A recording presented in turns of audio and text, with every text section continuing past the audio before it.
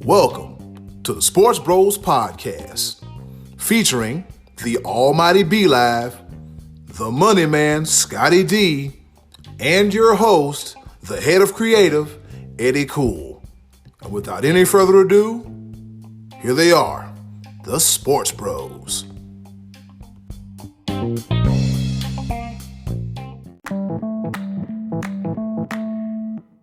Hey, what's going on, world? This be your boy, Eddy Kool, a.k.a. the HOC, head of creative here at the Sports Bros Podcast. And guess what? Welcome to another episode of the Sports Bros Podcast. That's right, we got 46 of them things. That was so close to the big number 50, 5-0.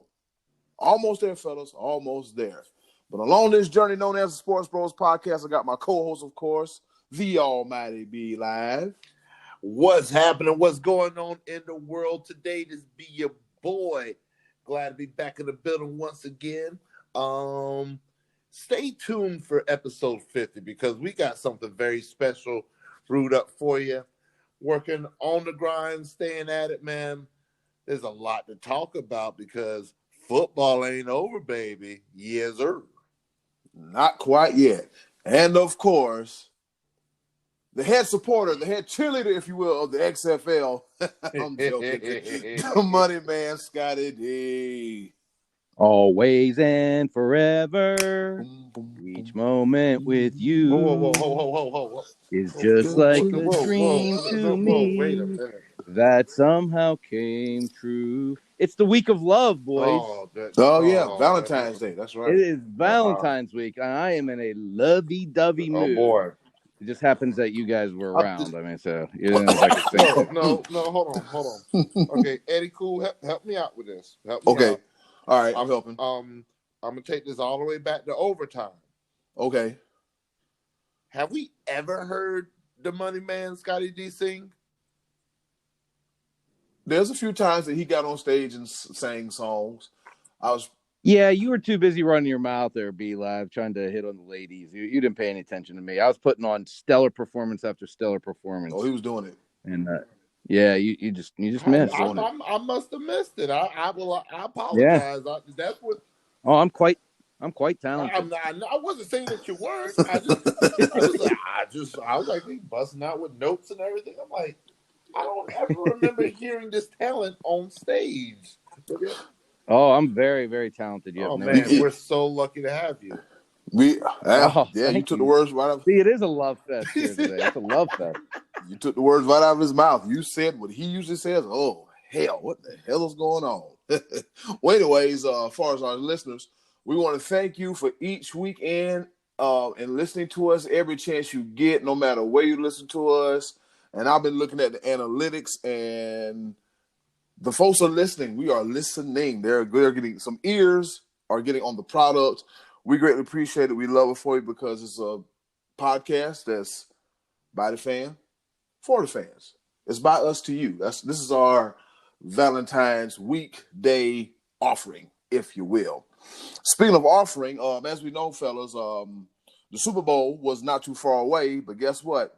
That's not the end of football because week one of the brand new XFL kicked off this past Saturday. And the first slate of games were the Seattle Dragons at the DC Defenders. The Defenders take one from the Dragons, 31-19. And then the Houston Roughnecks, they have their way with the LA Wildcats. And Sunday's game, we got the Guardians, B-Lives, New York Guardians, defeats the Tampa Bay Vipers. And I think the slowest game of the week, that was 6-6 at halftime, the St. Louis Battlehawks defeats the Dallas Renegades. Is this a trend now? Underperforming Dallas football team, Scottie D? Oh, man, an unprovoked attack. What's going on? Shots fired. Love Fest has ended. Yeah, I don't know. Unprovoked attack. That's things happen. Hopefully they get turned around. Fellas, I'm pretty sure that you've seen the games or seen bits and pieces of it. What do you think so far? Yes, it's only week one and we're only a handful, one game into the season. What are your initial thoughts so far? Thought number one, I love the kickoffs. I love it. Absolutely love it. I mean, 10 guys on 10 guys waiting for the guy to catch the ball before they even move to engage. It looks like pandemonium, and I love it. I really do. I didn't see any kickoff return, so I mean it's bound to happen. But I think that is a new and fresh addition to it. I like the pace of the game. I like the change of the with the 25-second play clock instead of 40 seconds. I like that. The one thing that I was on pins and needles and didn't get to see this weekend, I didn't get to see the double forward pass.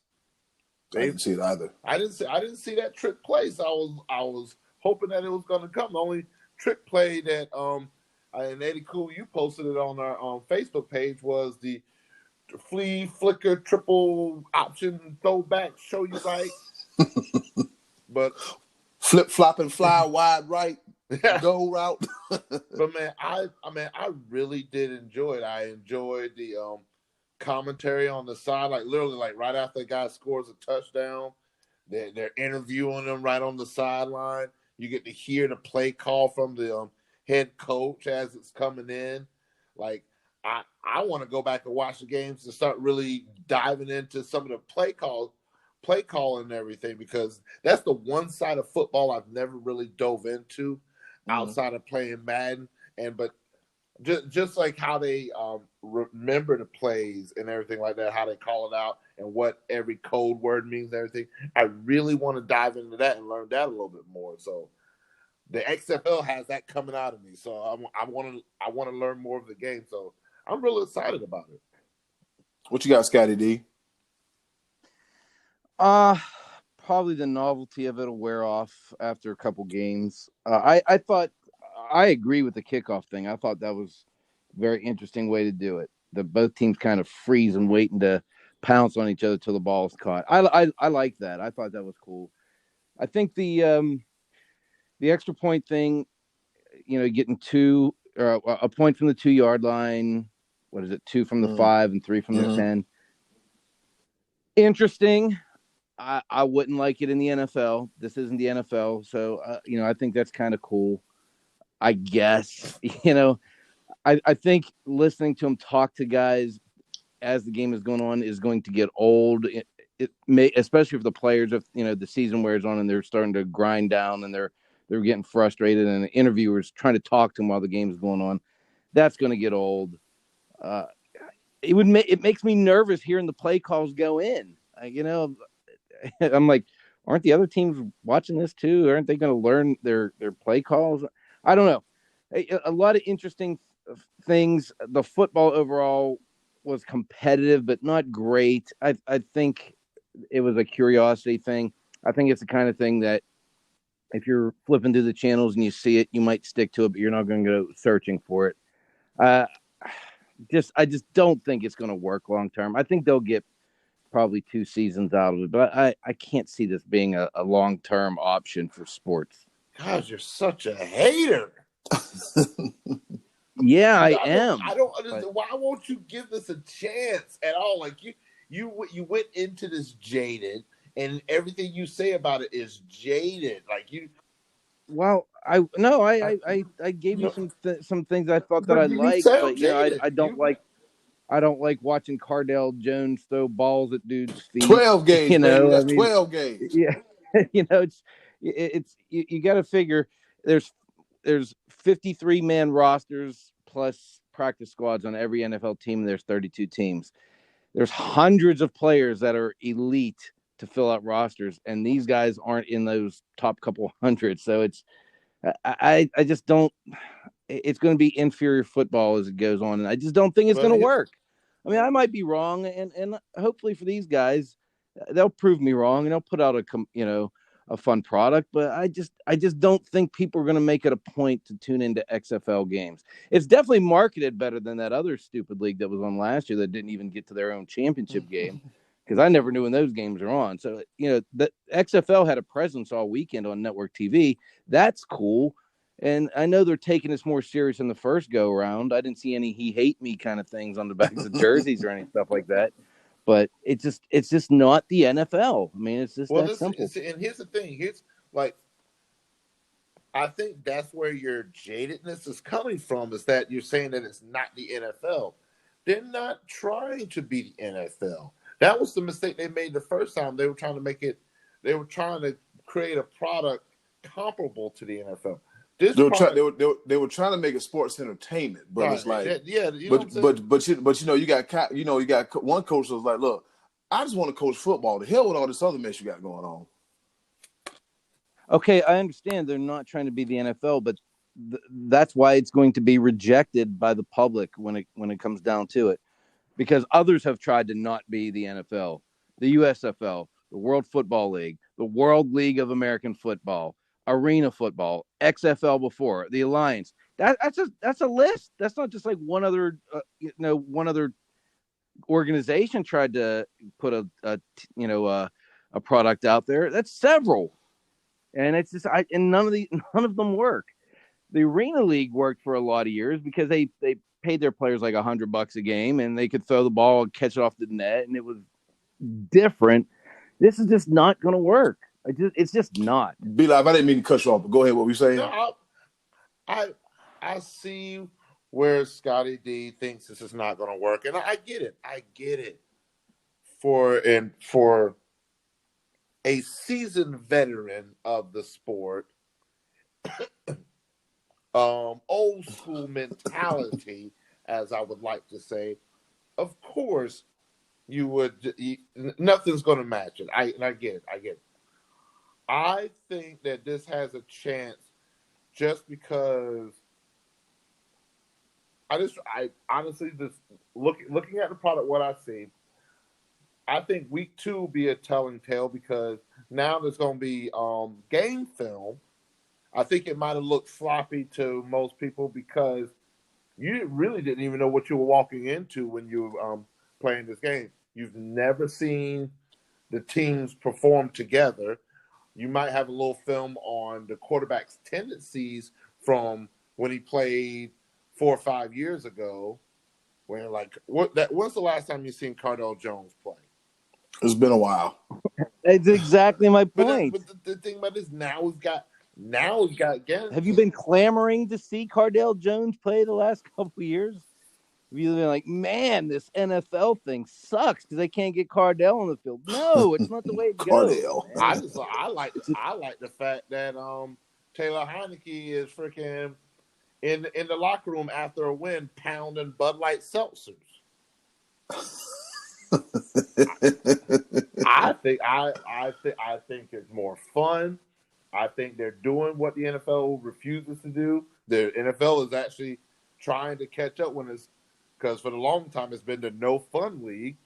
I like the sideline commentary. I think it. Well, I'll tell you what. Every week when we record the show, then you can tell me what you saw because I'm not watching that. Well, fine. Yeah. You're in charge of the XFL from here on in. You just earned the position. Oh so boy, Jesus! You just wrote it off. You know what, Eddy Kool, you're the poll master. I want to see how many people think the same way as Scottie D about the XFL. He just wrote it off and didn't even give it a chance.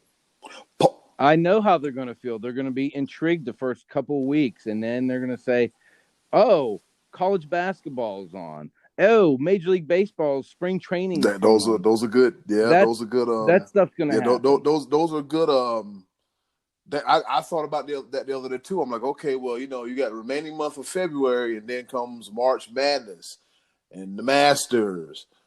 Exactly. College basketball. So I mean, it'll be a it'll definitely be a challenge. But for them being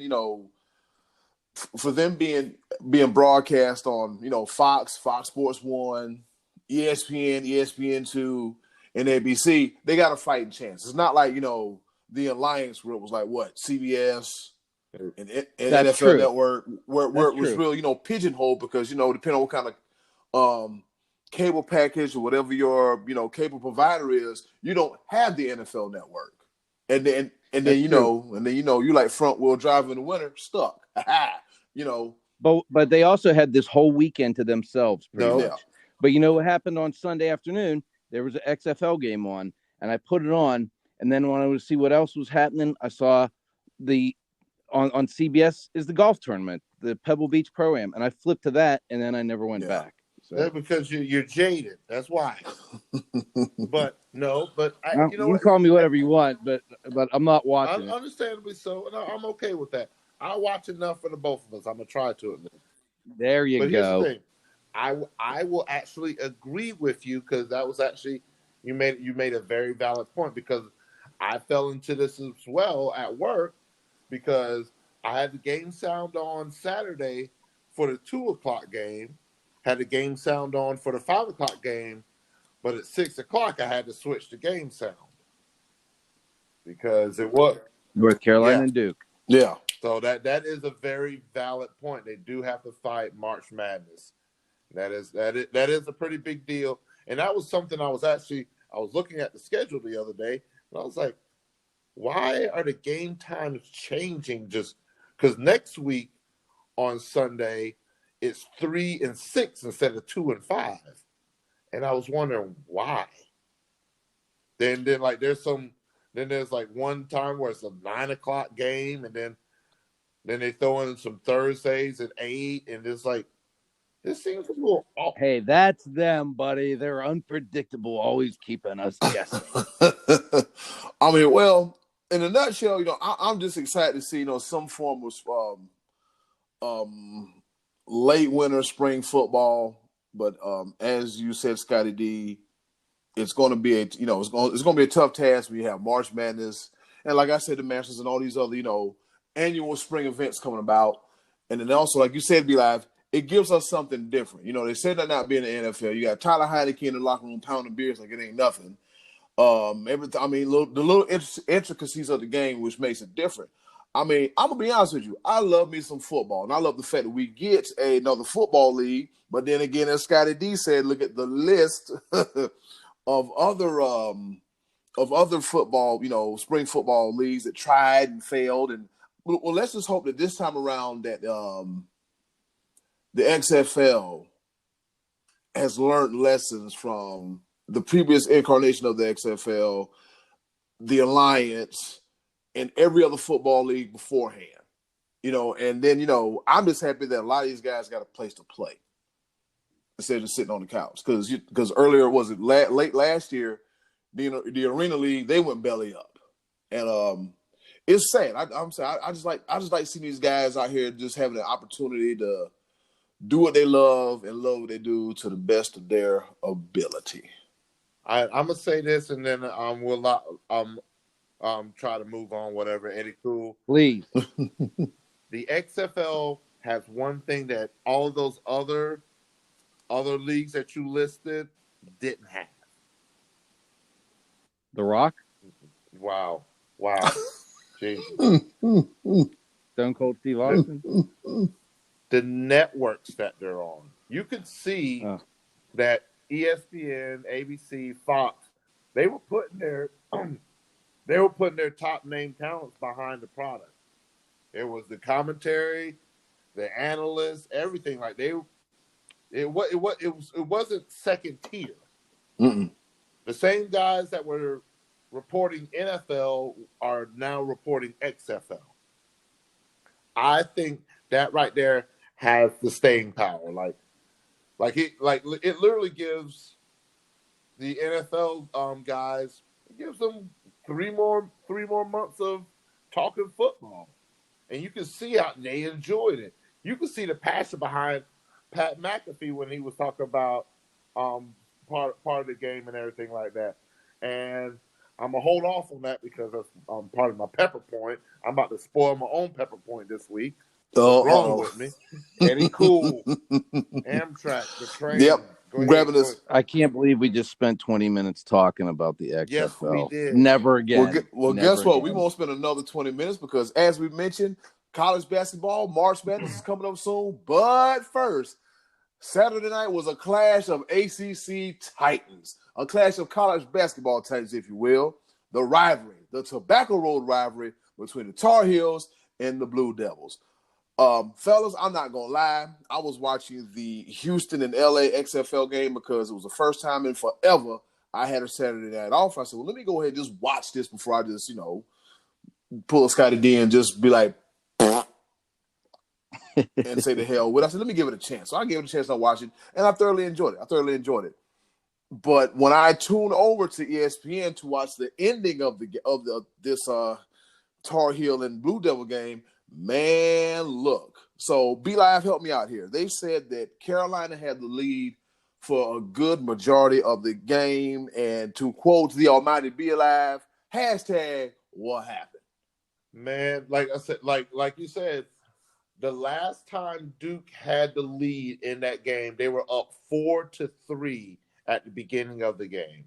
Mm. North Carolina had a double-digit lead for the majority of the first half and the majority of the second half. And then in typical Roy Williams fashion, the wheels come falling off. And he does not know how to stop momentum ever. Call a timeout, something. But man, here's the beautiful thing about sports and rivalries. Clearly, Duke has the better team. North Carolina is struggling, and they're struggling bad. But when it comes to just heated rivalries in the Dean Dome, I'm telling you, Tar Heel Nation stood up, was loud with it, and man, it was a storybook game. The fact of the matter that going into this game, the last 100 games that Duke and North Carolina played each other, they were 50 wins, 50 losses, and they both had a combined total of 7,734 points. I'm going to read that. Unreal. How evenly matched can a rivalry be? And then for it to go down like it did, overtime, buzzer beaters, buzzer time, it's just unreal. It was absolutely insane. I can't even talk about it the way I want to because I want you to see it. You've got to go back and just catch the highlights of that game. Nail biters. It was crazy. It was wonderful. Beautiful. Well, if you guys remember, we were texting during the game, and they were up, I think, 8 points, and I texted, I think North Carolina's going to figure out a way to lose this game or something to that effect. Yeah, that was your exact words. Your exact words. Yeah, I just had a feeling that they were gonna figure out a way to cough it up just because they were not making free throws, that type of thing. But even so, at the end of regulation, I heard one must have been Jay Billis said, Carolina was up 3, and he said, I wonder if Roy Williams is going to foul here. He chose not to do that against Clemson earlier in the season, and it came back to haunt him. Well, he had his guys foul, but he had them. They fouled before they even brought the ball across half court. There were still 4 seconds left, and the possession started with 6 seconds.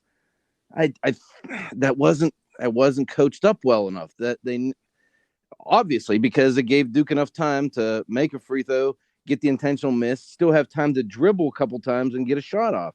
Whereas if you take all you need to take maybe 2 more seconds off, and that they wouldn't have had that opportunity. Man, I hear you about Roy Williams. I've heard North Carolina fans tell me for years that this guy is not a great game day coach. He doesn't take the timeouts whenever they're necessary, when other teams are making runs, that he doesn't have the skill to draw plays up. It's hard to believe that a guy that's as successful as Roy Williams isn't that great of a coach. It doesn't have the skill set or the wherewithal to make plays in the huddle to stop momentum or to, draw up plays for his own guys. It seems hard to believe. But at this point, I watch Coach K and Jim Boeheim, guys who are in their, mid-70s, and they don't look like they're older and slowing down, and it looks like Roy Williams might be. So it might be a little bit early to start the Roy Williams got to go, mindset, but it might be time to start thinking about that if you're North Carolina. Be live, what you think? Oh, I 100% agree. Like, North Carolina, diehard North Carolina fans are not happy right now. No. They cannot be happy. They don't do moral victories at all. Like, this is one of those things like this. If North Carolina would have won that game right there, that right there would have basically erased half of the season. Yeah, that would have been important because they've had a lousy season. But if you can hang your hat on beating Duke, then that's still very important. So what needs to happen? This absolutely needs to happen, and it probably won't, because you saw it if you watched the game. You saw the talent that North Carolina has. They can compete with the best in the country. I have no doubt about that. But man, it literally came down to coaching, and it's sad. Do I think that North Carolina could shock the world and win the ACC tournament? I don't put that out of the realm of thinking. The ACC is especially loaded this year, and it's in. Yeah, Clemson's there. Oh boy, here we go. See, no, Clemson is not there. They're in the ACC. Yeah, they're in the ACC. They're in the ACC, Atlantic but I'm Coast talking Conference. about they're part of that. Contention, fool. Oh. Jesus Lord. But they've beat North Carolina already. They beat North Carolina in their building, which hasn't happened in like 100 years or something like that. 1924. So there you go. So it's one of those seasons for North Carolina that things are just not going well, and I think it would have to happen again next year before a Roy Williams change would be made, unless he leaves on his own accord. Maybe he's battling some things that we don't know about, and he'll need to step down. But I don't. The brass at North Carolina is not going to. They're not going to dismiss Roy Williams based on one season being under 500. There's no way that happens. This guy's because I think Roy Williams might have wrote his own ticket when he said this is the least talented team he's ever coached. Oh yeah, he did that. Yeah, he did that. Yeah, but he's got trophies, so he's earned a right to have a bad season. Yeah, they're not going to dismiss him. I mean, he's still Roy Williams. He can still recruit. He's still an okay coach. I never thought he was a great coach, but he's like I said, he's a championship coach. Top 5 wins all time. Yeah, so he's gonna get. You're not gonna throw him out the door unless he starts putting his hands on people like Coach Knight. But another story coming. But he's not going anywhere unless he chooses to. And maybe next year if they have another struggling season, then I could see maybe the rumblings. But there's no way. I don't think so. And I know the fans are starting to. A little bit of a swelling of support to get him out of there, but he's not going anywhere. Well, here's the thing. You mentioned earlier in the show about an unprovoked jab, but this one might actually be provoked. You know who else had rings and trophies and championships and then ended up finding himself on the other side of the employment line? Jimmy Johnson. Jimmy Johnson? Yeah. Oh, wow. I'm just saying. That's true. Job. That's apples to oranges, though, because what do we have? Jerry Jones is in charge of the Tar Heels. Yeah, he's not in charge of the Tar Heels. Yeah, but we get to say it. So I'm over looking at the ACC standings. The bottom 3 teams are North Carolina. They're not all the way last. They're second to the last. North Carolina, Miami, and Wake Forest, and then the cream of the crop at the ACC. You got Louisville, Duke, and Florida State. Florida State has been looking real impressive as of late. And then you got everybody else in the middle of the pack, including the Syracuses, Notre Dames, NC State, Pittsburgh, Boston College, Virginia Tech, and Clemson. And that's where we're going to stop that at right now. How about those Pitt Panthers, though? They were winless in the ACC last year. Coach Capel's got the arrow pointing the right way. Yep, they are 6-7 in conference play. Currently sitting at 15-9. What's up? I'm so glad you said that. What? bottom three in the ACC, North Carolina. Yeah. When has that ever, and I mean ever, happened? While you guys were talking, I'm trying to figure like when has North Carolina been this bad, this atrocious, garbage? I think it may have happened once this century. Because I remember I can't remember the exact year, but I think there was one year that North Carolina didn't make the tournament. Yeah, I think when Matt Doherty was still coaching, and that was right before they hired Roy Williams to come in there. That sounds about right. They had a couple seasons. I'm going to say that was right around probably 2003, if I was to guess, 2002 maybe. But even those teams though weren't at the bottom. They were just average, subpar teams. I'm willing to bet their record was probably still over 500 in the conference. But to be at the bottom of the conference, that's a new low for Tar Heels. Yeah, like I said, the bottom three. There's, if I can pull it up again, I said, look, they were second from the last. Wake Forest is the bottom, and then you got Miami, and then you have North Carolina. Yeah, Wake Forest is the floor. Okay, and then you got going up. You got Miami, and then you got North Carolina. Let's see. We got 2 3-10s in conference and 3-9. That's North Carolina in conference play. Yeah, them boys bad this year, man. They bad. They bad. I mean, 23 games? Like I said, I can't remember the last time 23 games into this season they've been this underwhelming at 10-13. I looked at the record. I was like, good God, what is this? Who are these guys? These are the Tar Heels I grew up with and the Tar Heels I know. What the hell? So, man, like, it just unreal. Because I grew up watching North Carolina basketball. I really just took on the mantle of all things Clemson a few years ago just because I was catching a little bit of flack. Yeah, Paul Odom, I'm talking about you, sir. Oh, boy. Yeah, you want to talk trash because you can't root for two different teams in college. Man, you'd be surprised.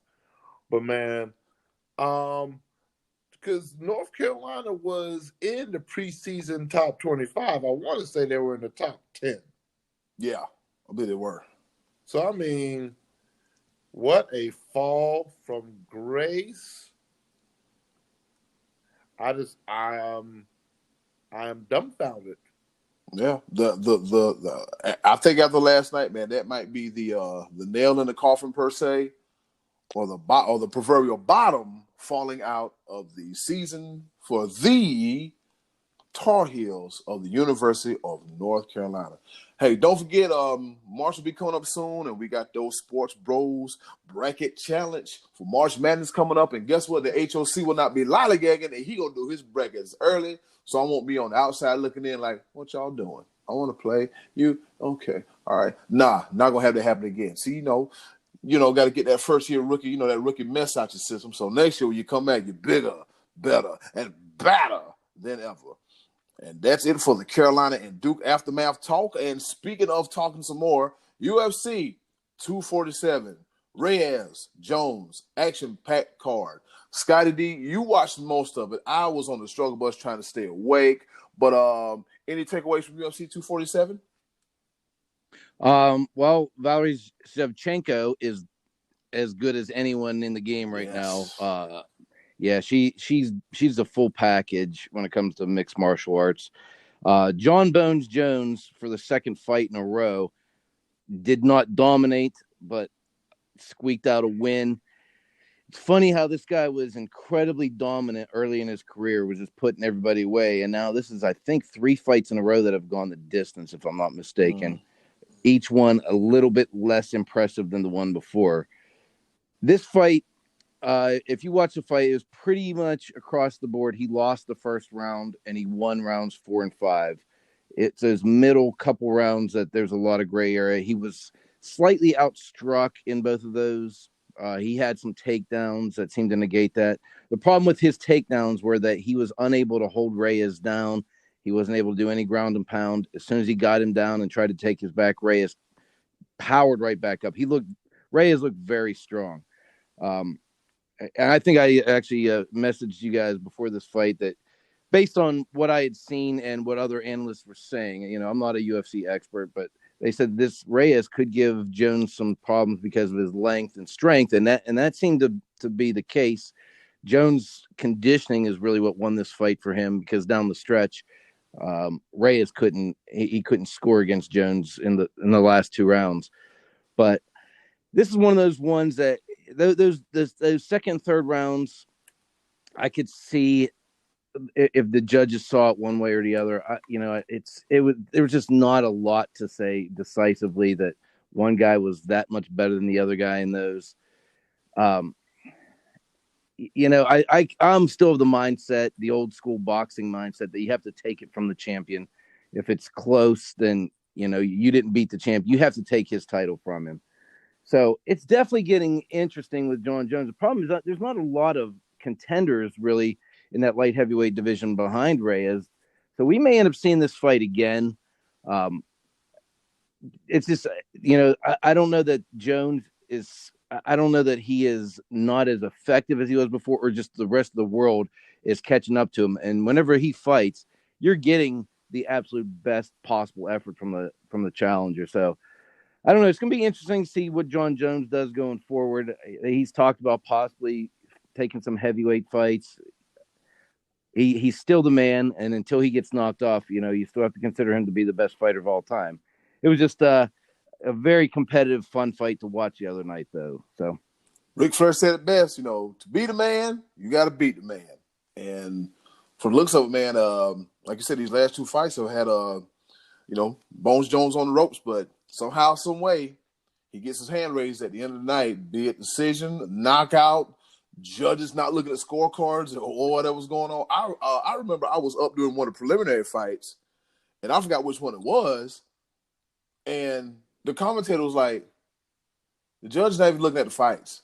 He's not even looking at what is he doing? The judge is not looking at the fights.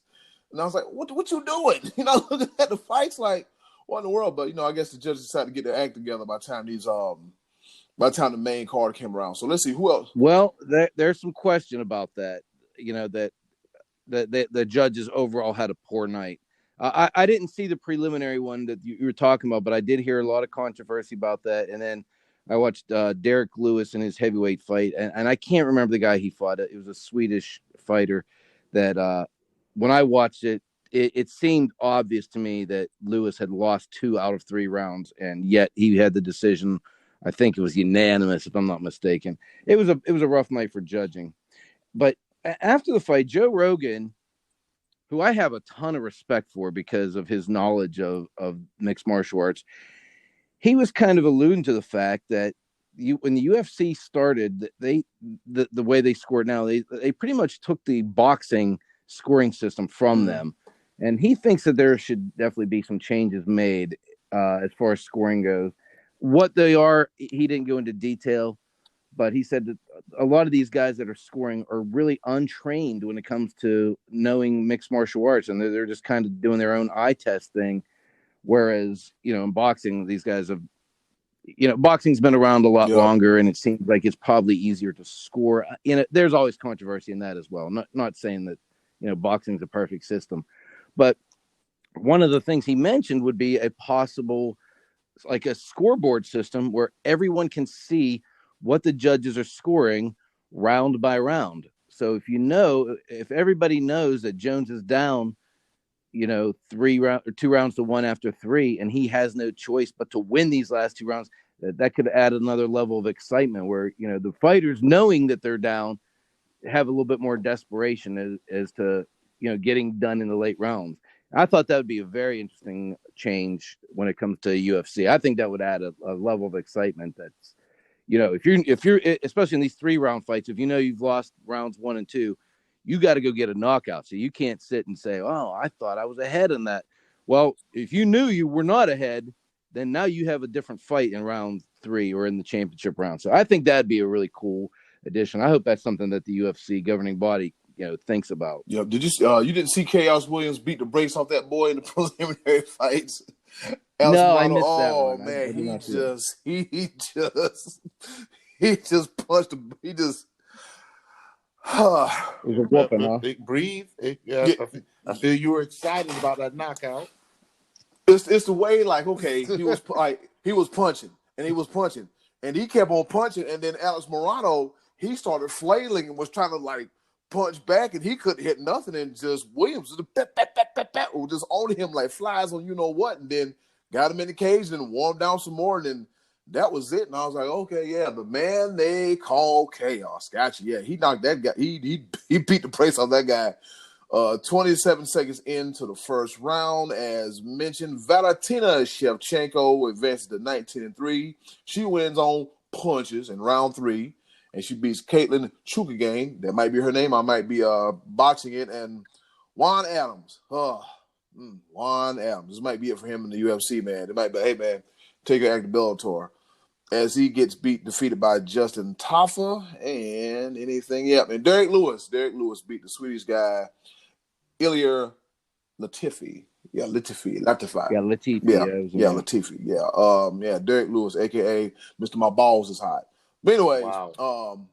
And that B-Live, you got anything to say about UFC 247? I one question because I like what Scottie D was saying about the scoring system.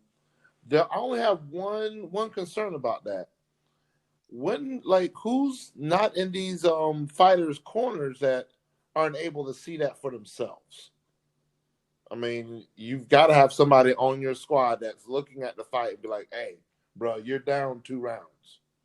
I'm watching it." Well, they do that. If you ever watch between, and even Jones' corner the other night, you know, they put a camera on these guys as they're between rounds, and his corner was saying to him, I think we need this last round. We need this round. You got to have this round.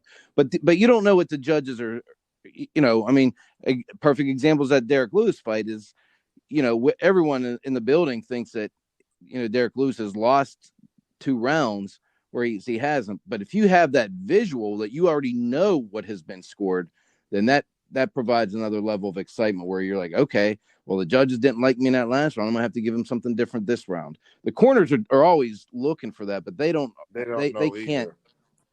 Yeah, they don't know what the judges are they're gonna do. That's why Dana White always says, "Don't leave it to the judges. You know, go out and finish." But I wondered, like, just for transparency reasons, like, because I think with boxing and MMA, combat fighting, any of those sports, is that the eye test means more than any other sport. Like, you hear the eye test when it comes to college football, but when it comes to judging in mixed martial arts and boxing, the eye test is everything. What exactly are the judges looking for? Are you looking for? Well, that's part of what Joe Rogan was pointing out. You know, are enough judges taking into account leg kicks and body strikes as opposed to just, you know, getting smacked in the face? And how much weight does a takedown carry? You know, Jones the other night took this guy down several times, but did 0 with it.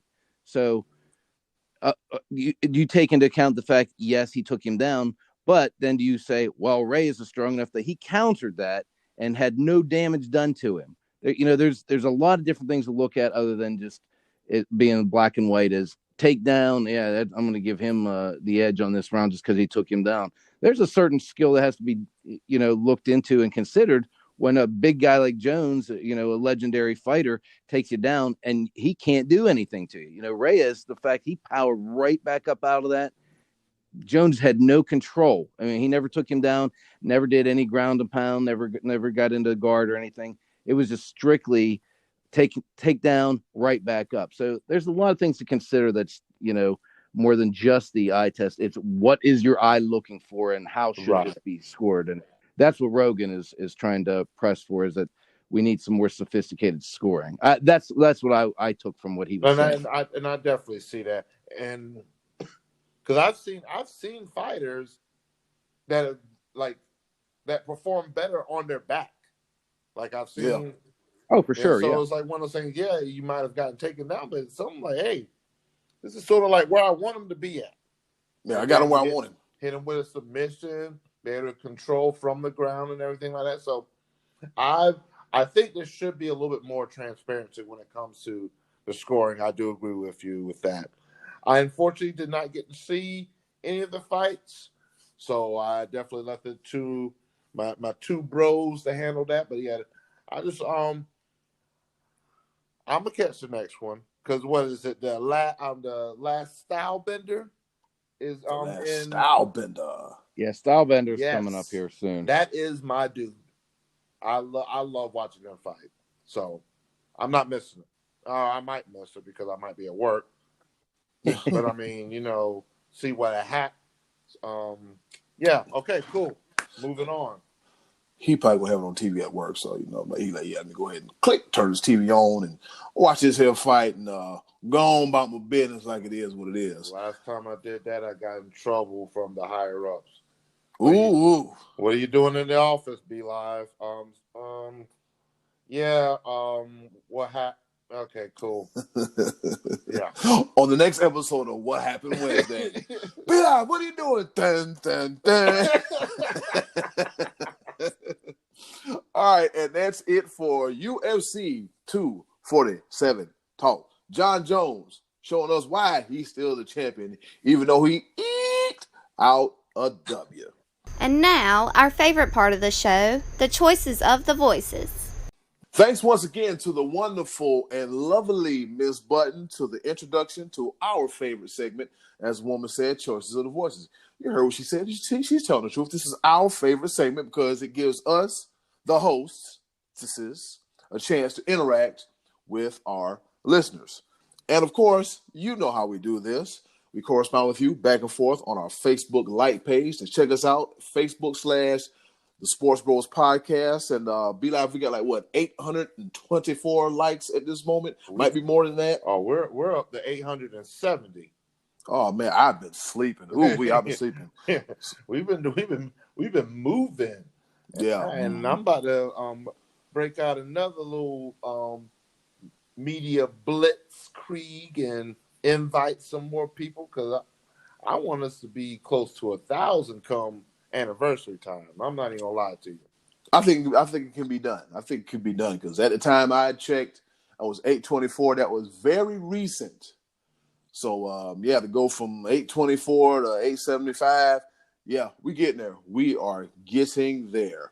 All right, Scottie D, what's the question for this week's version of the Choices of the Voices?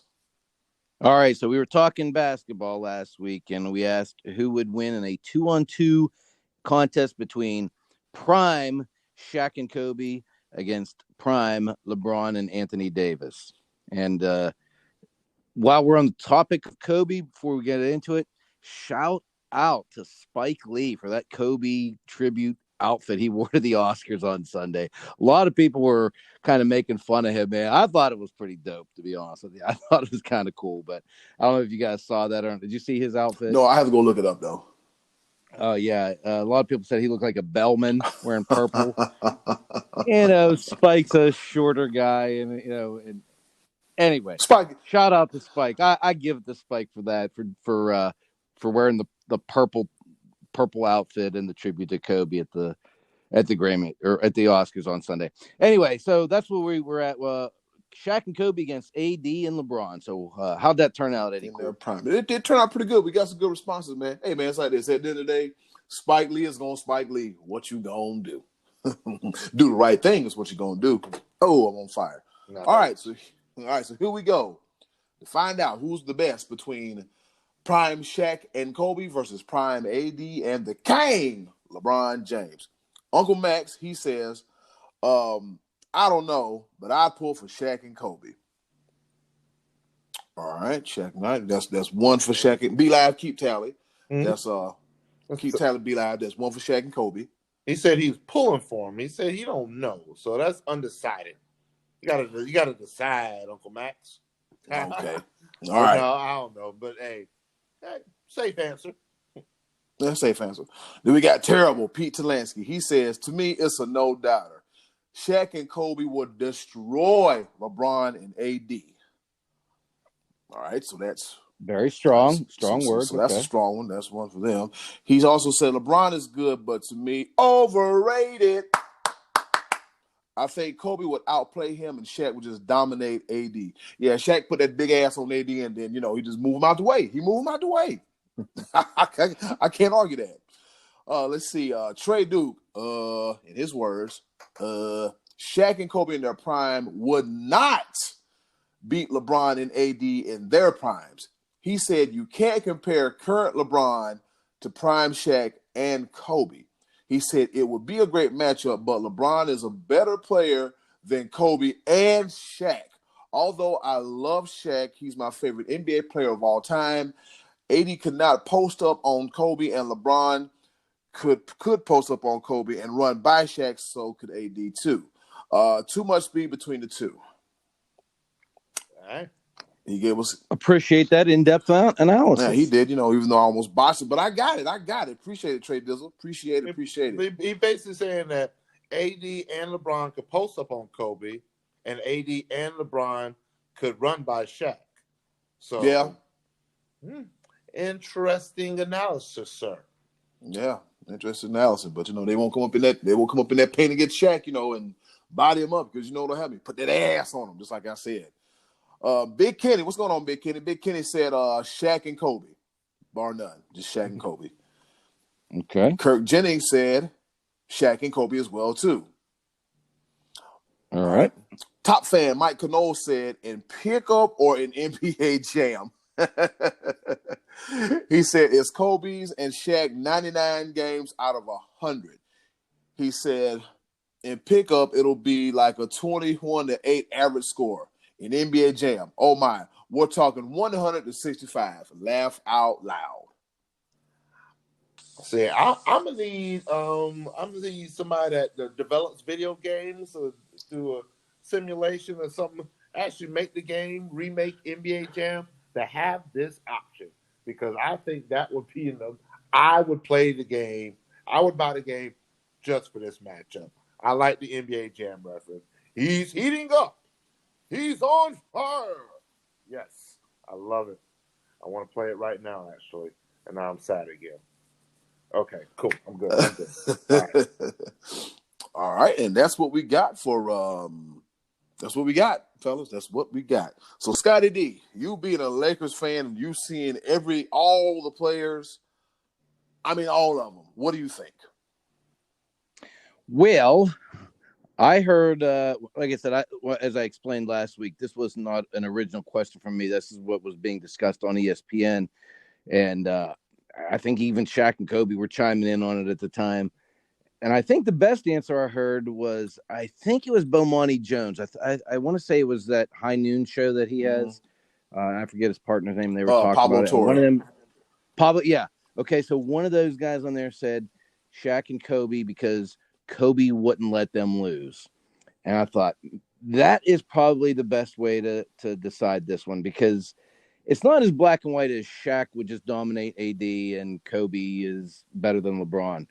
Because I have to admit, I didn't realize how well-rounded and how good of a player Anthony Davis had developed into until I was watching him this year. Obviously, as a Laker fan, I've seen him play much more than I ever saw a Pelicans game.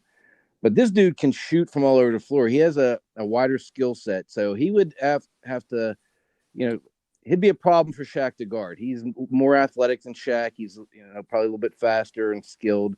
Shaq would still dominate and like you said, move him out of the way with his big ass till he'd get down and be able to dunk on him.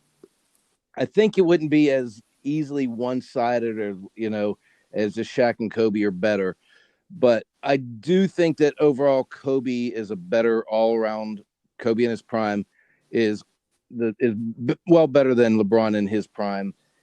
I think it'd be the kind of thing if they would play 20 times, Shaq and Kobe would win probably 13 of them. I think that if there was something that went back and forth, that LeBron and AD would get a couple wins if it was like a series kind of thing. But I think overall it's got to be Shaq and Kobe, and it's mainly based on Kobe taking the edge. If it came down to it and he had to do a pull-up jumper to win it, I'd put my money on him to hit that.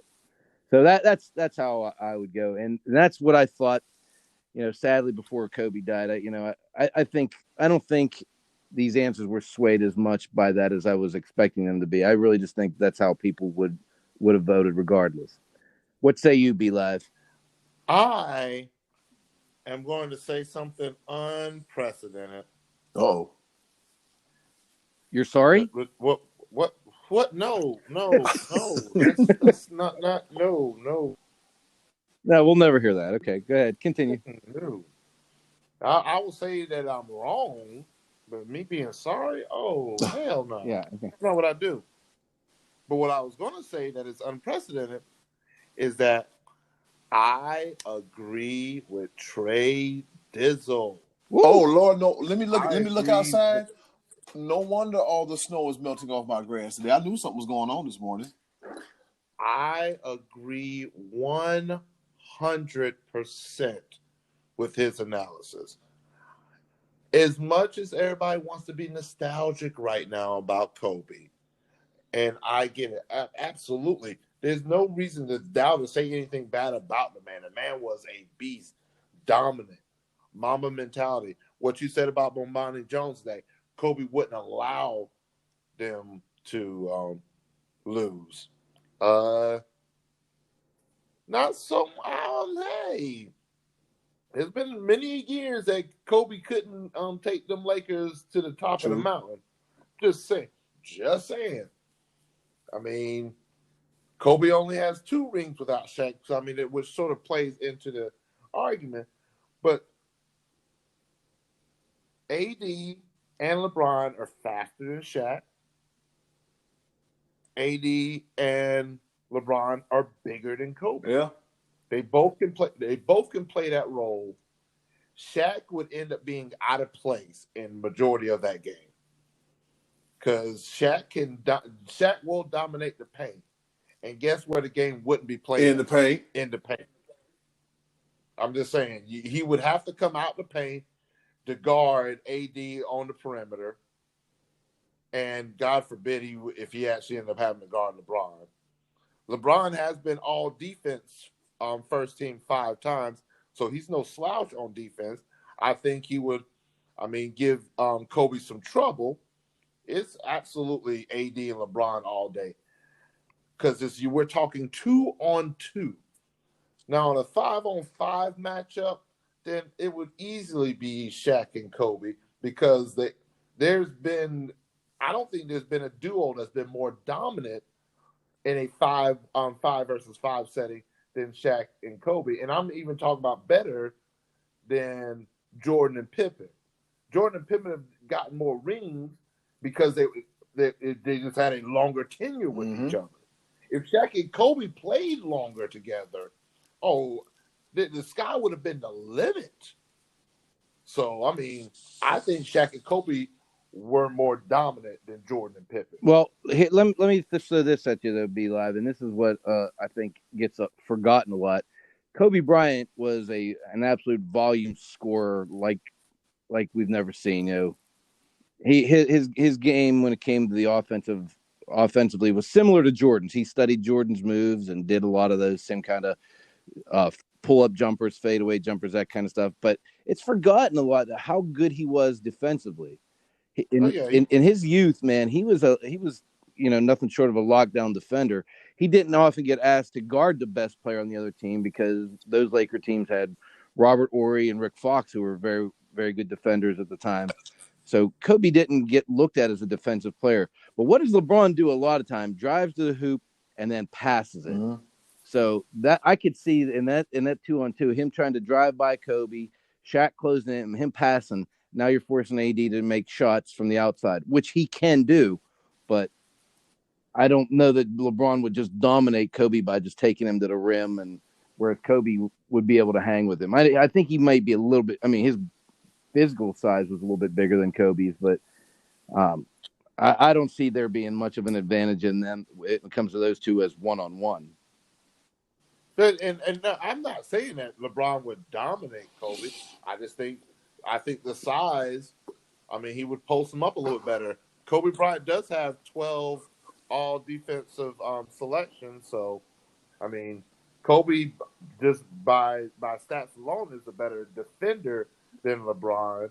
So, I give that edge, but you've got to look at the size difference. Kobe, 6'6", LeBron 6'9".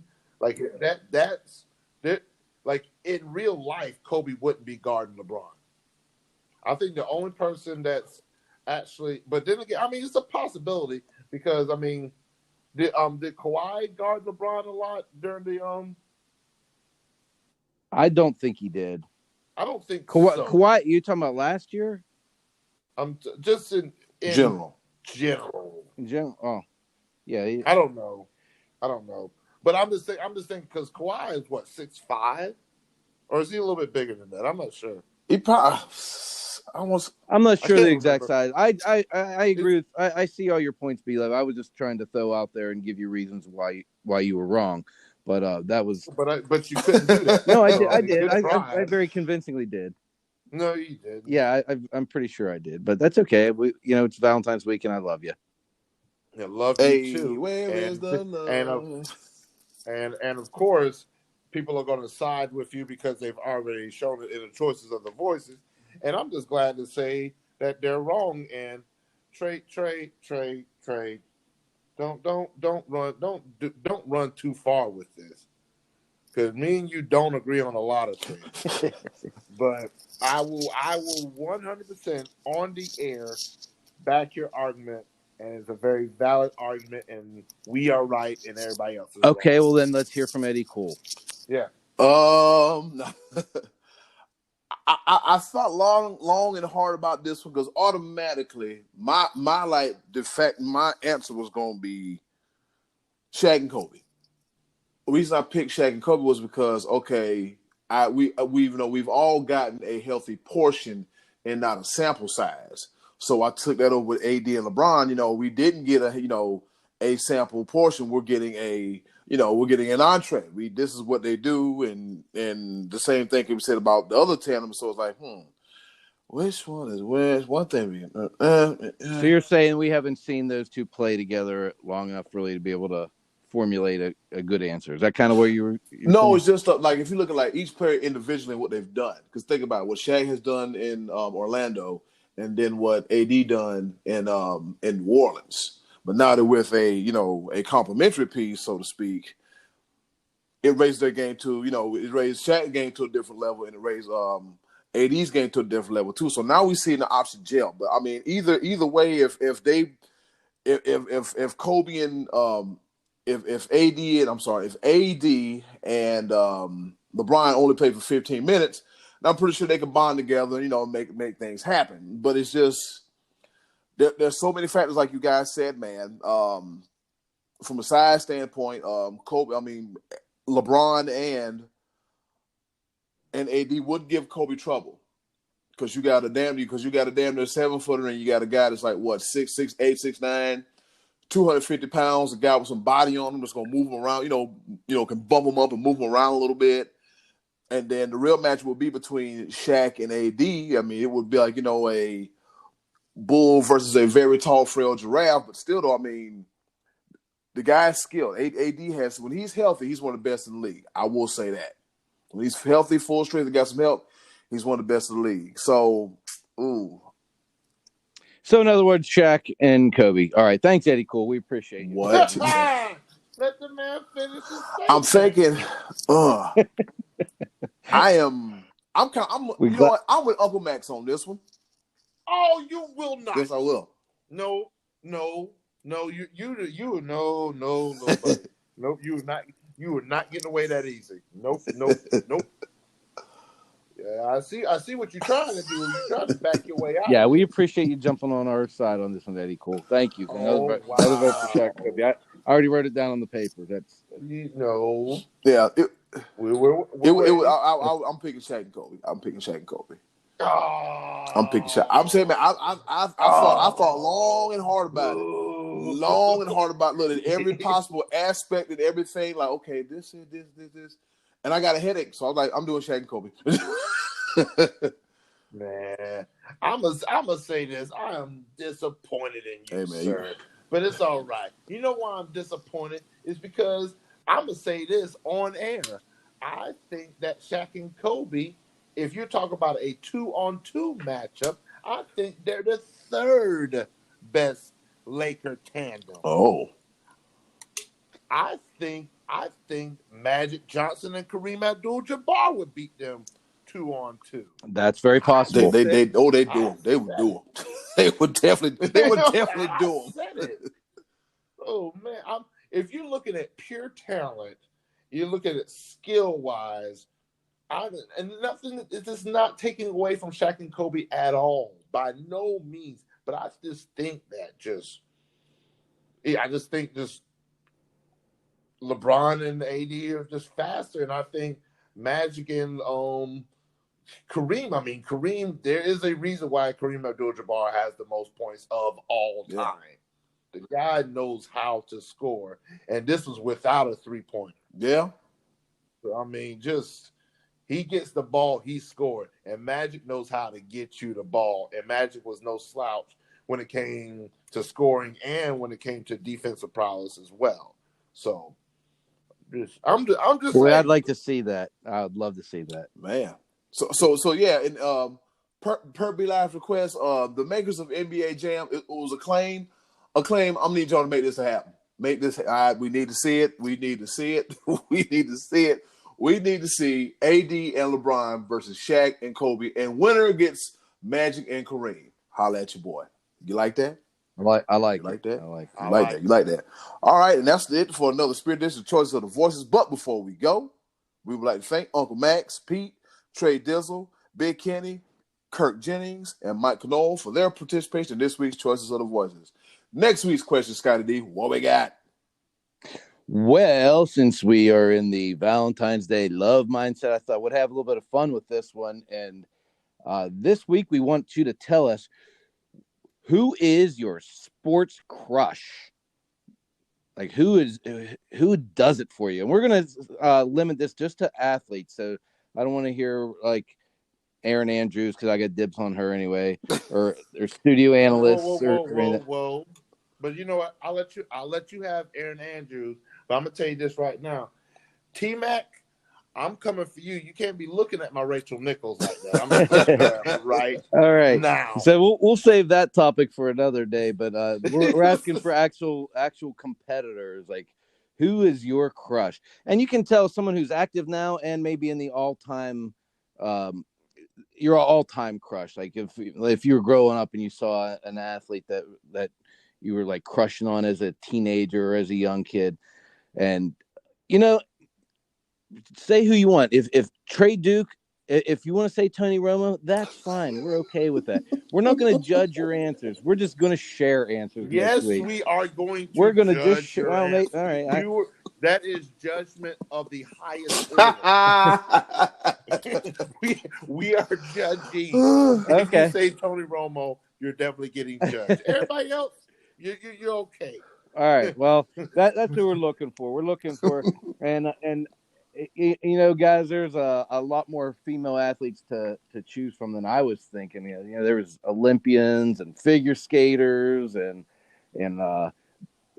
mixed martial arts. Now there's a lot. There's a big world of female athletes out there. But again, if you wanna choose Tony Romo, then we're not gonna judge. That's gonna be up to you. And male athletes for our female listeners. That's right. Yes, ladies. We would love for you to chime in on this as well too. Okay, we would love for you to chime in on next week's Choices of the Voices, aka the Can You Feel the Love edition of Choices of the Voices. Yes. Wow. And also I would like to another disclaimer. Whatever your preference is, you can do whatever you want. You will not be judged. That's right. Except for that's your business, baby. That's your business. But Trey Dizzle, we got to get you by law. By law. We served him a softball. You didn't even hit it. Come on, man. A few weeks ago. I'm like, are you serious? Where you at? All right, they're giving me a go-home cue, but guess what? It's not going to be an ordinary version of Pepper. It's going to be an award-winning version of Pepper. We're not going to throw around a ball. We're just going to throw around a trophy or a glass jar. We're just going to pass it and just make like it's an award. But guess what? Welcome to the award-winning edition of Pepper. We got 3 categories. Kind of sort of rapid fire style. And I'll go ahead and get the first award out the box. And the award for stopping the Juggernaut award goes to... They should make these easier. It goes to the University of Princeton as they ended Cornell University's 17-year run on the wrestling mat. That snaps a 92-match Ivy League win streak. A lot went on in 17 years. A couple presidents, a couple life-changing events, the invention of an iPhone and the progression of it. Yeah, a whole lot went on in 17 years. So the award goes to Princeton University, and I'll be accepting this award on their behalf. Over to you, Scottie D. All right. Well, this is exciting. Speaking of exciting, my first Pepper Award for the most exciting offseason in baseball goes to the Pittsburgh Pirates. Hey! So while the Dodgers and Red Sox are talking about Mookie Betts and the Yankees signed Garrett Cole and Madison Bumgarner goes to the Diamondbacks, the Pittsburgh Pirates signed Andrew Susac and Charlie Tilson. Now, I'm particularly excited about Andrew Susac. He's a catcher. In 2018, he had a double. He's batting .221 in 113 games. But, man, I'm excited to get a guy that can hit a double. And Charlie Tilson, in 96 career games, he's batting .246. So, Clint Hurdle's gone, but the angst in Pittsburgh is still real. I can't even stand baseball season. All right, we haven't even got pitchers and catchers there yet. Oh, wow. Be Live. What kind of award do you got over there? All right. I get to present an award, and the award for mentioning my pepper points early goes to the money man, Scottie D. Well, thank you. I'd like to thank you all those who made this possible. Eddy Kool for getting me on the air and Be Live for throwing a fit each week. Yeah, I appreciate that. I'm glad to accept. Okay, listeners. Let me help you out real quick. Oh, God. When it comes to our pepper points, we don't normally publish our pepper points. It is rapid fire. We think about it, but we don't really publish it to each other. So sometimes, like, Eddy Kool's good about it. He will let us know what he's going to say. But then me and Scott, we never really communicate like that. So sometimes mine come off the dome. This time I said, all right, 2 weeks in a row, Scottie D has managed to talk about my stuff early. So this time I'm actually going to show him what I'm going to talk about on my pepper points. And his first pepper points, he wants to mention about the Dodgers and the Red Sox and what they're doing. Let me get my pepper point. I mentioned it. I didn't say anything about it. Just because I said something. Just because I said there's Be Live, you still got a fighting chance. You didn't blow the whole thing. I said. Jeez. So my pepper award goes to finally getting a trade right, and it goes to the Dodgers and the Red Sox. Yay! Because the first trade that they tried to put together was a 3-team trade. I do believe that the Dodgers were trying to sneak in this pitcher that just came off of Tommy John surgery, and so he might not be all the way healthy. No, not I can't remember his name. I had it, and but it was part of the reason why the trade talks sort of went south a little bit. But they reworked the trade, and they finally got it right. Mookie Betts and Price going to the Dodgers, and they had I believe the guy's name is Jeter Downs. He's a young prospect. Okay. From the Dodgers that is going to the Red Sox.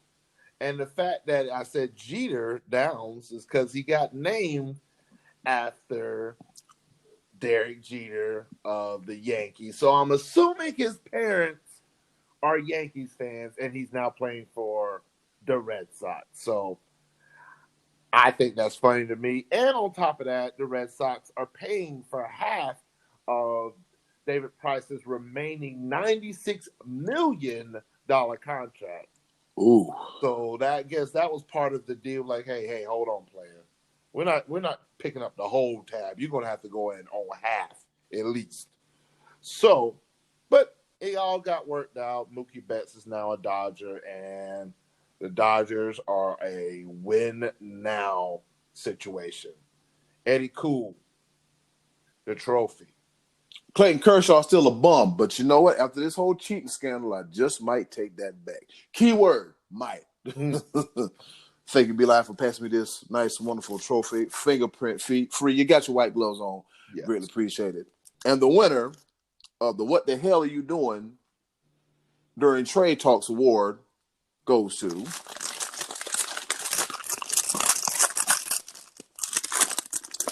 this is no surprise. The Houston Rockets, as they trade big man Clint Capella to the Hawks. What in the hell are you doing? Small ball ain't gonna get you nowhere. You got to be tall to play basketball. Don't forget you got James Harden, who go 1 for 59 on any given night. And then you got 1 for 59. And then you got Westbrook doing Russell Westbrook stuff. That's the reason why Houston Rockets will never, ever win the damn championship. And if I'm wrong, I'm wrong. And if I'm right, oh, you'll hear about it. So here you go, Dan, Tony, and them. You really deserve this award. What the hell are you doing? Over to you, Scottie D. All right. So my award, my Pepper Award for the best legendary coach who would hate coaching millennials goes to Bobby Knight. Bobby Knight returned to Indiana this past Saturday for the first time in 20 years. Back in 20 years ago, whenever he was back in Indiana, he was given a no-tolerance policy for putting his hands on players. He supposedly choked one of his players, and then he had an incident with one of the fans, and he was out and left very bitter, vowed never to return again. Even said he would never go back as late as 2015 in an interview. But he softened, and from a report that I heard from a reporter in Indiana that his health may be failing. Maybe Bobby Knight just felt like it was time to get back and bury the hatchet and go back home. So I think him and his wife even bought a place in Indiana last summer. So it was actually, I was never a Bobby Knight fan. I can't say that I liked his style and the way he spoke to the reporters. I thought he was a little bit rough old school, but he would never make it today. He would never, ever be able to put up with today's young players. So nope, he would not. No, not at all. No, he'd never be able to do that. He'd never be able to throw chairs and tantrums and kick and yell and make fun and the old school way. You know, that style of coaching seems to be gone forever. But so Bobby Knight would have a hard time with millennials, but it was I think it was good that he came full circle and returned to Indiana this past Saturday. So good for Robert Montgomery Knight, the general. Over to you, B-Live. All right. My second Pepper Award for the dumbest special team play ever goes to Steve Beauharnais. Hope I got his name correct. The legendary Steve Beauharnais. Oh wow! So Marquette King, I'm pretty sure you guys remember him. His name. He was a punter for the Oakland Raiders, now the Las Vegas Raiders. He's now playing in the XFL. Woo! And he put together a beautiful punt with a very nice lucky bounce within the 1 yard line, and all special teams players, they know what they're supposed to do is just to down the ball, have them on like the 1 inch line. No, not Steve Beauharnais. He just comes running in like a bat out of hell, knocks the ball into the end zone for a touchback. And a touchback in the XFL is not the 20-yard line. It's the 35-yard line. That was a 34.5-yard mistake. What are you doing? And what makes it even better, guess who gets to interview him after he does such a boneheaded play? Who interviews him? Nobody but the great punter himself, Pat McAfee. Just irony at its best. What are you doing? What happened? Eddy Kool, the award, the trophy. I can't believe you stole my pepper point about Steve Beauharnay. See, you did it right back to me. No, I did not. Lies. Wrong. Eddy right. Kool, your turn, buddy. All right. And the award goes to, for the We Here Now moment, goes to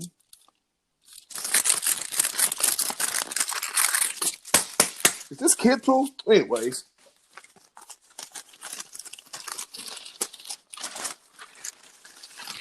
Okay, Envelope here we you go. got there. I got it, man. You know these awards. You know how these award ceremonies are. You start with the paper and try to open it. Wow. Try to get the real awards feel. You almost went Steve Harvey on us right there. Yeah. What your ass say? You ain't even know what. No. All right, and the award for the We Here Now recipient goes to Austin Prohl. You may ask, who in the world is Austin Prohl is? Well, the last name should sound familiar because he is the son of former NFL wide receiver Ricky Prohl. What did Austin do? He scored the first touchdown in the new XFL for the Seattle Dragons, but they lost, so it don't matter. So, Scott, for a trivia answer for the future, who scored the first touchdown in the new XFL? Austin Prohl. Yep. Austin Prohl did it. All right, Will the XFL make it to your trivia shows, sir? Probably not. Just as a filler question, you never know. You might get bored and be like, here's a question. All right, Scottie D, over to you. All right, my final award of the ceremony goes to the biggest sporting event that I don't give a damn about. And the winner is the Daytona 500 car racing coming up on Sunday. And I tell you, I'm not watching it, and I don't wish to speak about it on this show. I know we got a couple of NASCAR fans out there. I think Matty Ice is a car race guy, and a couple of you might like it, but not on my show. Sorry. Be Live, don't dispute me. Over to you. Don't dispute you. That's what I do, and I do it so well. And so you're saying that you might be watching the XFL on Sunday instead of I might be. Poll time. What will Scottie D be watching on Sunday? Daytona 500 versus XFL. Wow. The Daytona 500. The next poll on the Sports Bros Podcast Facebook Live. Oh. We should make you go live. We should make you go live as you watch it. All right. So I'm going to throw in an audible. I'm actually going to switch up my pepper point on the fly because I believe this deserves a much bigger pepper point award. And my pepper award for not talking about politics on this show, but I'm going to do it anyway because I like breaking the rules because I think it's actually interesting, but it really isn't politics, goes to Donald Trump endorsing that Pete Rose, his punishment comes to an end and that he'll be allowed to go into the Hall of Fame. Will that be the final stroke of what Pete Rose needs to be reinstated? We shall see. But I saw that story and I was like, interesting indeed. So maybe a presidential pardon will get him into the Hall of Fame. Not too shabby, if I do say so myself. Hey, I think that Eddy Kool, that might be a good poll question to put up next week. You got to our listeners, they think Pete Rose should or should not be reinstated. That could be something cool to put out there. Poll time 2. Do you think Pete Rose should be reinstated into baseball? Yes or no?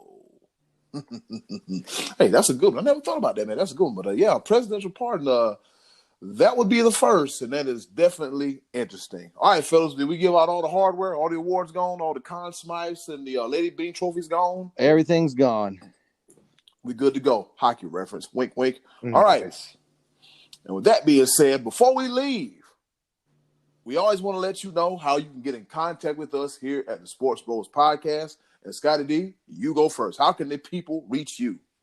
Reach out to me on Facebook. I'm looking for my Valentine this week. So if you're one of our guy listeners, tell your girlfriend, send me a Valentine on Facebook. I'll be at Booyah's on Monday doing trivia. That's Bowie's in North Myrtle Beach every Monday at 6 p.m. at Wild Wing Cafe, 6:46 p.m. on Wednesday evenings. Come see me. Be live. Talk to him. I'm going to talk to him real quick. Did you just try to break up a happy home? Yeah, man. Collecting Valentines.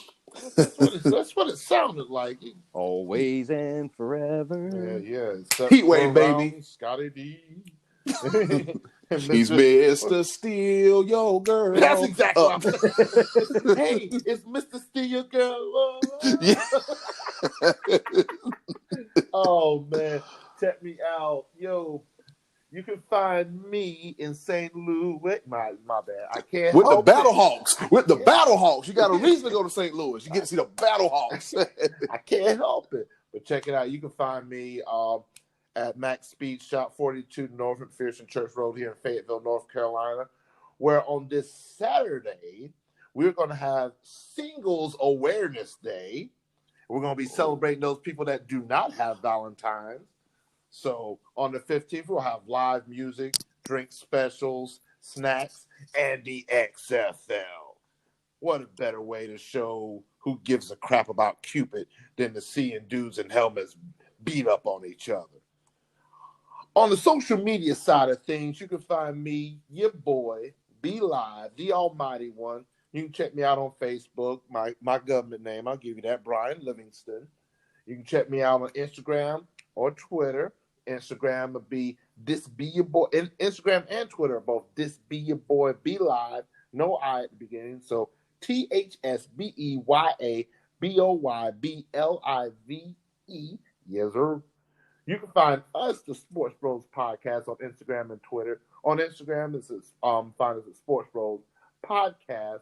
On Twitter, you can find us at Sports Bros PCast. If you have any comments, questions about the show, you can always email us at sportsbrospcast@gmail.com. Check out our YouTube channel. We're still working on that as well. Sports Bros Podcast on YouTube. We're going to be looking into loading parts of our show onto YouTube, so you can find us there as well. Definitely, we encourage you to check us out. Check out our previous episodes on Apple Podcasts. Apple Podcasts, they do a great job with analytics and everything, so it definitely helps us get on the map more. The more views and more people visiting us, that definitely helps us out in growth and everything. Thanks to our new people that just recently followed us and liked us on our Facebook like page. We're up to 873 likes, and we have 884 people that follow the page. So we greatly appreciate that, and we're looking to grow every single day. So appreciate those that listen to hear us out. Man, we truly enjoy this. This is my favorite part of the week, every week, talking with my two bros. Can you feel the tonight? Yes, sir. Do not. And music people, please don't sue us. We ain't got nothing to give you but some good lies and bad jokes, baby. That's all we got to give you for Valentine's Day. You can reach me, the HOC, in a brand new chair that's not squeaking to death. That's going to make the cut. You can also reach me on my Facebook profile, Eddy Kool. Not my government name, but you get it. Also, all the Sports Bros podcast social media platforms that Be Live mentioned. Also, you can find me on Twitter at The Real Eddy Kool. And also, I'm on Instagram, Cool Season, all one word. It's KOOLSEASON. And, of course, if you do Snapchat and stuff like that, catch me out on Snapchat, Super Cool 5000. Ask some questions. Do something. Be funny. Ladies, do not send me anything for Valentine's Day because Mercedes is not going to kick my ass. And with that being said, there's been another episode of the Sports Bros Podcast. And in closing, do something nice for yourself. And if you can, do something nice for someone else. They will greatly appreciate it. It's been another episode of the Sports Bros Podcast. Every day, Oh. love me your own special way. I'll melt all my heart. Cute credits. Cut. With a smile. Cut. Take Roll, time roll, to tell me roll credit. that you. Okay, bye, y'all. Yes, sir. Happy Valentine's Yes, sir. Day. Y'all take care.